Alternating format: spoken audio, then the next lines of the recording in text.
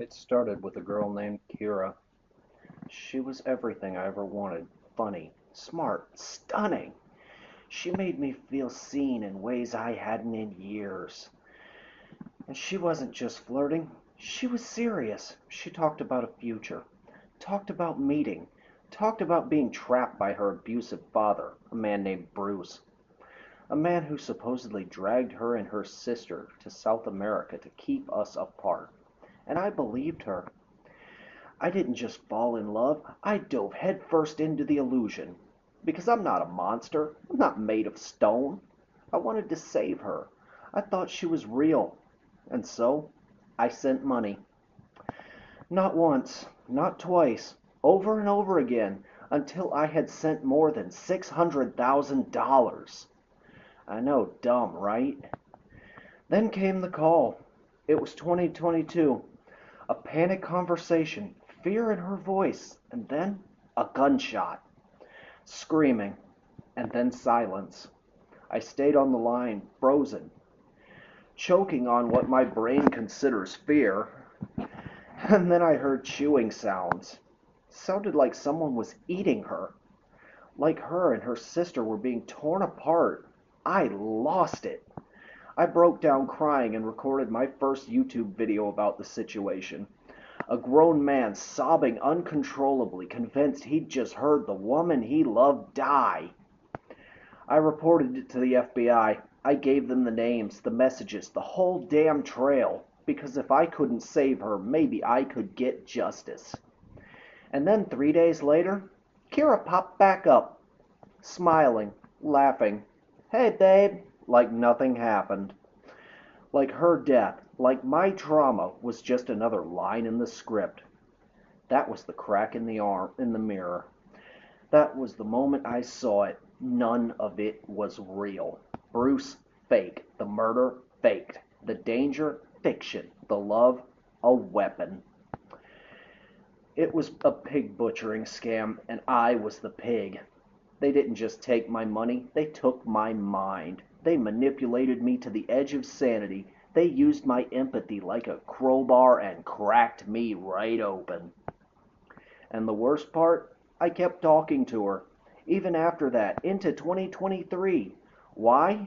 Because some part of me still wanted it all to be real. Because hope doesn't die easy. Because trauma makes you second guess your gut even when the truth is slapping you in the damn face. So yeah, call me dumb, call me gullible. The record shows I very much am. But don't forget who made me that way. They crafted this con, scripted it down to every I love you, every crisis, every silence that felt like abandonment. I wasn't stupid, I was targeted. And you know what hurts the most?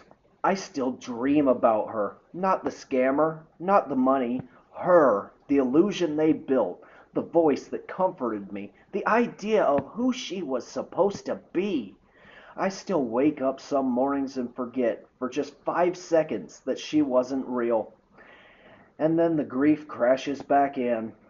Yeah, I humiliated myself. I begged. I cried. I sent money I didn't have.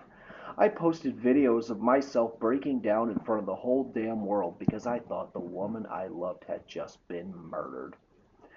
I gave her everything, my time, my faith, my reputation, because I believed she was real. But let's be honest, humiliation is easy when your heart's on fire and someone else is holding the hose. She wasn't real, the love wasn't real, but my emotions, my loyalty, my pain, all very fucking real.